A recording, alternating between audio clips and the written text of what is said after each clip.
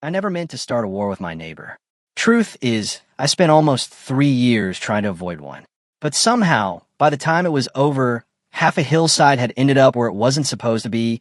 3 homeowners were filing insurance claims, and the woman who caused the whole mess couldn't even look me in the eye anymore. My name is Ryan Callahan. I'm 50 years old, and for most of my life, I've worked in excavation and land grading. Not glamorous work, but it teaches you things most people never think about. It teaches you that dirt isn't just dirt. Soil moves. Water wins. Gravity is patient. And when those three decide to work together, they don't care how much money you spend on your backyard. I live outside Asheville, North Carolina, on a steep piece of property I've owned since 2002. The neighborhood is one of those places where everybody waves, everybody smiles, and everybody secretly keeps track of everybody else's business. You know the type. Folks sit on their porches pretending not to watch while still noticing exactly who gets a new car and whose kid came home after midnight. My lot sits above several others on a long slope. Not dramatically higher, but high enough that if anything went wrong up where I lived, the people downhill would be the first to find out. The first year I bought the place, we had a wet spring. Real wet. One morning I walked into my backyard and noticed something most people would have missed. A shallow crack in the soil near the back fence. Just a few inches wide. Now, to the average homeowner, that's nothing. To someone who's spent decades moving earth for a living, that's a warning. I brought in a geotechnical engineer, then another one just to confirm it. Both told me basically the same thing. The slope wasn't stable. Not immediately dangerous, but unstable enough that eventually something would need to be done. So I spent more money than I wanted to spend and built a retaining wall. It wasn't pretty. Actually, it was ugly as sin. Heavy timber construction, deep anchors, drainage system behind it, nearly 40 feet long and close to 8 feet high. It looked more like something you'd find supporting a highway than decorating a residential backyard. But it worked. For 21 years it worked. Every storm, every hurricane season, every winter, that wall held. The neighbors below me appreciated it too, especially an older couple named the Donovans who lived directly downhill. I still remember Mr. Donovan standing in the rain one afternoon after a nasty storm. Water was running down every driveway in the neighborhood. He pointed at my retaining wall and yelled over the weather, "Ryan, that ugly thing is worth more than my homeowner's insurance." We both laughed. At the time, it felt like a joke. Years later, I'd realize he wasn't kidding. Everything stayed peaceful until the summer of 2023. That's when Vanessa Brooks moved into the house below mine. Now, right away, you could tell Vanessa wasn't planning on blending into the neighborhood. Within a month, she'd replaced the landscaping, installed custom lighting, hired contractors almost every day, and transformed her backyard into something that looked like a luxury resort brochure. Infinity edge pool, imported stone, outdoor kitchen, glass fencing, the whole package. To be fair, it looked incredible. Even I had to admit that. But then something happened that changed everything. 6 weeks after moving in, Vanessa got herself elected president of the neighborhood association. And that's when my retaining wall suddenly became a problem. The first time she brought it up, I was trimming shrubs near the property line. She walked over wearing sunglasses that probably cost more than my lawnmower and smiled the kind of smile people use when they've already decided how a conversation is going to end. "Ryan," she said, looking up the slope, "we need to talk about that wall." I remember glancing behind me, just to make sure she meant the wall that had been standing there for over 2 decades. "What about it?" I asked. She folded her arms. "It's hurting property values." I actually laughed. Not because it was funny, because I honestly thought she was joking. She wasn't. "The neighborhood is evolving," she continued. "We're trying to create a more upscale appearance. That structure doesn't really fit the vision anymore." The vision. That phrase stuck with me. Because whenever somebody starts talking about a vision, it usually means they're about to spend your money to solve a problem they invented. I looked back at the wall, then at her. "Vanessa, that wall isn't landscaping. It's infrastructure." She tilted her head slightly. "I'm sure there are more attractive alternatives." I nodded slowly. "There probably are." Then I pointed toward the hill. "The problem is, that wall isn't there because it's attractive." Her smile faded. "It's still an eyesore." I don't know why, but that was the moment my gut told me this wasn't going to be a simple disagreement. Some people see a retaining wall. Some people see a view. And some people only see what they want. A week later, a certified letter arrived in my mailbox. And when I opened it, I realized Vanessa hadn't come to talk. She had come to start a fight. The letter was official.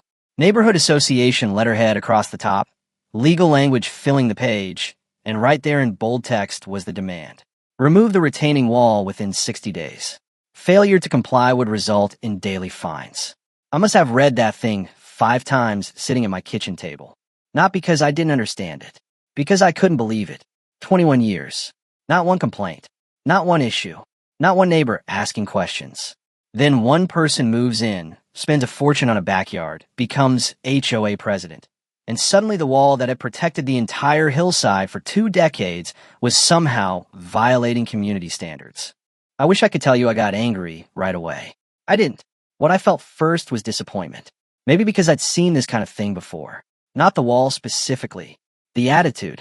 The belief that appearance matters more than reality. That if something looks ugly, it must be wrong.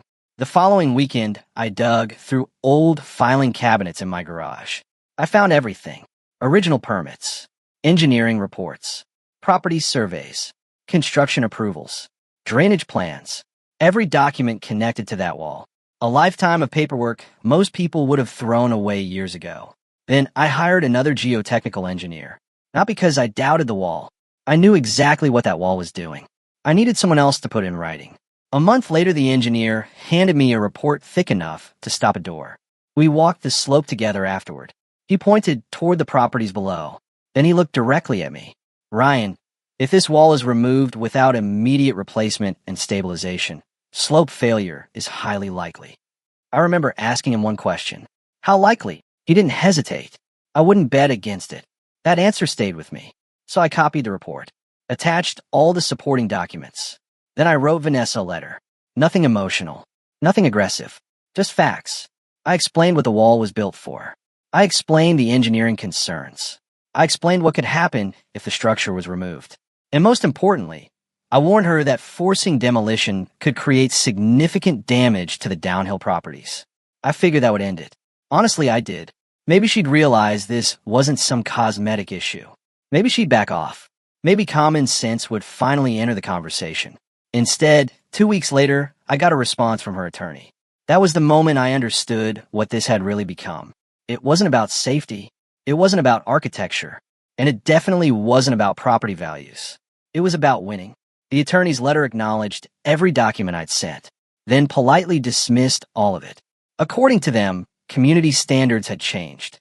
Aesthetic compliance was mandatory. The association expected immediate action. The language was professional. The message wasn't. Do what you're told. I sat there reading it while my coffee got cold. Outside my kitchen window, I could see the top edge of the retaining wall. Same hill, same gravity. Nothing had changed except the person making demands. That afternoon, I called an attorney named Mark Bennett. Mark wasn't flashy. No television commercials. No giant downtown office. Just a guy who'd spent 30 years handling property disputes and had developed a healthy allergy to nonsense. After reviewing everything, he called me back. The first thing I heard was a quiet chuckle. That wasn't encouraging. What's funny? I asked. Ryan, he said, you're not going to like my advice. Whenever an attorney starts with that sentence, you know something interesting is coming. I leaned back in my chair. Let's hear it. There was a brief pause. Then he said it. Give them exactly what they want. I thought I misheard him. Excuse me. Remove the wall. I sat up straight. Mark, the engineer, said the slope could fail. I know. Then why would I remove it? His answer came immediately. Because you've warned them. I stayed quiet. He continued. You've documented everything. Yes. You provided engineering reports. Yes. You informed them of potential consequences. Yes. Good. Another pause. Now get them to formally direct the removal in writing. Make sure it's explicit. Make sure there's no confusion. Then comply. I stared out the window. Part of me hated the idea. Another part of me knew exactly what he was saying. You can only save people from themselves for so long. At some point, they start making their own decisions. Even bad ones. Especially bad ones. So I followed his advice. I sent another letter. Professional. Polite. Carefully worded. I requested written confirmation that the association was requiring complete removal of the retaining structure despite receiving engineering documentation regarding the associated risks. No acquiescence. No sarcasm. No threats. Just clarification.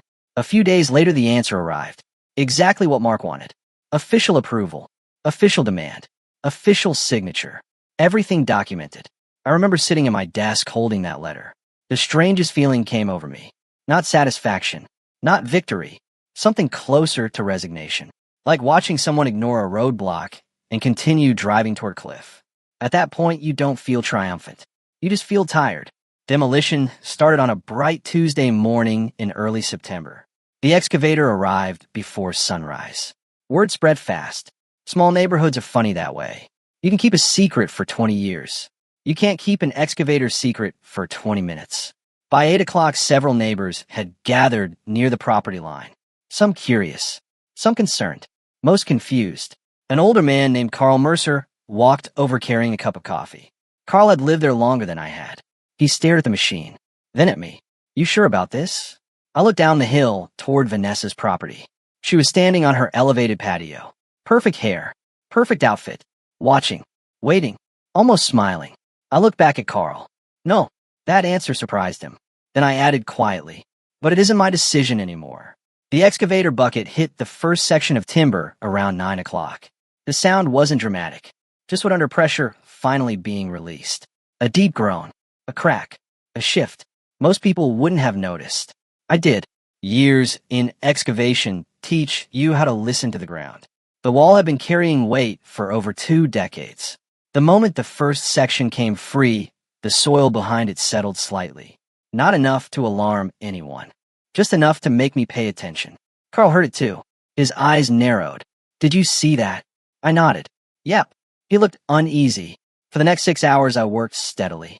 Section by section. Timber by timber. The wall disappeared. Throughout the afternoon, neighbors came and went. Some asked questions. Others simply watched.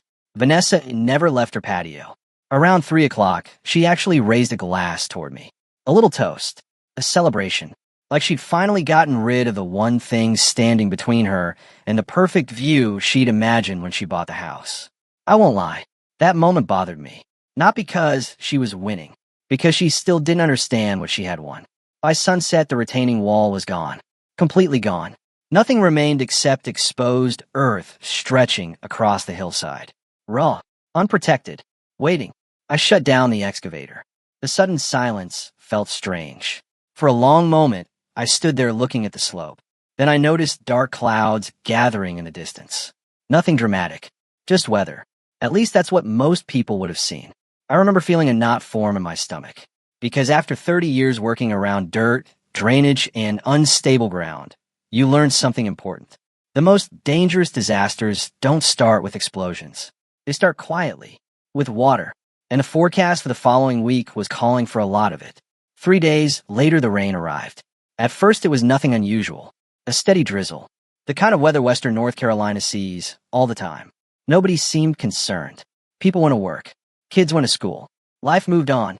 But by the second day, the ground was already saturated. Water pooled in low spots. Drainage ditches filled. The creek at the bottom of the neighborhood started running faster than normal. I found myself checking the hillside every few hours. Not because I expected something dramatic. Because I knew exactly how these things worked. Slope failures aren't usually sudden decisions. They're negotiations. The soil absorbs water. The weight increases. The friction decreases. And eventually gravity wins the argument. By the evening of the third day, we'd received more rain than the area normally saw in several weeks. The forecast wasn't getting better. It was getting worse. That night, I couldn't sleep. Around midnight, I got out of bed and looked through the back window. Everything appeared normal. Rain falling. Darkness. Nothing moving. Still, I couldn't shake the feeling. Call it experience. Call it instinct. Whatever it was, it kept me awake. At about 2:15 in the morning, I heard it. At first, I thought it was thunder. A low rumble somewhere in the distance. Then it got louder, longer, deeper, and suddenly every hair on the back of my neck stood up because I knew that sound. I've heard it at construction sites. I've heard it near unstable embankments. It's the sound of earth moving. A lot of earth. I rushed to the window. For one strange second, everything looked perfectly still. Then the hillside let go. The entire slope seemed to sag forward before collapsing all at once. Thousands of tons of saturated soil began sliding downhill. Trees tilted, mud surged forward, water and earth mixed into one unstoppable wave. And just like that, gravity collected a 21-year debt. The sound was incredible, not loud in the explosive sense. Heavy, relentless, like the ground itself had decided it was finished waiting. The slide tore through the exact area where the retaining wall had once stood. Nothing slowed it down. Nothing redirected it. Nothing stopped it. Because the one thing designed to do that had been removed. I stood there frozen, watching years of warnings become reality in less than 30 seconds. Then everything went quiet. That silence afterward is what I remember most. Not the collapse, the silence. Almost like the mountain had taken a deep breath and finally exhaled. Then the neighborhood woke up. Lights flickered on everywhere. Doors opened. People shouted. Dogs barked. Within minutes, I was outside, walking toward the edge of my property. The smell hit me immediately. Fresh earth, wet clay, broken roots. The kind of smell you only notice when the ground has been torn open. I looked downhill. The damage was worse than I imagined. Vanessa's backyard had taken the direct hit. Her beautiful infinity pool was nearly gone beneath a massive blanket of mud. The glass fencing had shattered. Outdoor furniture was scattered everywhere. The stone patio had disappeared under several feet of debris. What had looked like a luxury resort a week earlier now looked like the aftermath of a natural disaster. And the slide didn't stop there. Mud continued into the neighboring properties. One basement had partially flooded. Another home's foundation showed visible cracking. Emergency vehicles began arriving before sunrise. Police, fire crews, engineers, insurance representatives later that morning. Everybody asking the same question. What happened? I gave them the same answer every time. The truth. Nothing more. Nothing less. I showed them the permits, the engineering reports, the warning letters, the association documents, the formal removal demand, the entire paper trail, every step, every signature, every warning. By lunchtime, the mood had changed. People weren't asking whether the collapse could have been predicted anymore. They were asking why the warnings had been ignored. Around noon, I saw Vanessa. She was standing in the middle of what remained of her backyard. Mud covered her shoes. Rain soaked her jacket. For the first time since I'd met her, she looked completely lost. Then she spotted me and started walking uphill. Fast. By the time she reached the property line, she was furious. What did you do? She shouted. I looked past her toward the destruction, then back at her. I did exactly what you told me to do. Her face twisted. You knew this would happen. I nodded. Yeah. The admission caught her off guard. For a second, she didn't know what to say. Finally, she pointed toward the ruined properties below. Then why didn't you stop it? That question hung in the air. And honestly, I still think about it sometimes. Why didn't I stop it? The answer was simple. Because I spent months trying. I warned her. The engineers warned her. The documents warned her. Reality warned her. At some point, adults become responsible for their own decisions. I looked her straight in the eye. Because you demanded the wall be removed after I showed you exactly what could happen. For a moment, neither of us spoke. Then she looked away. Not because she agreed. Because she knew. The insurance investigations lasted months. The legal arguments lasted even longer. Damage estimates climbed higher than anyone expected. Vanessa's backyard alone required extensive reconstruction. The association hired outside consultants. Attorneys got involved. Meetings dragged on for hours. In the end, the evidence was overwhelming. The warnings existed. The documentation existed. The decisions existed. Everything had been recorded long before the hillside ever moved.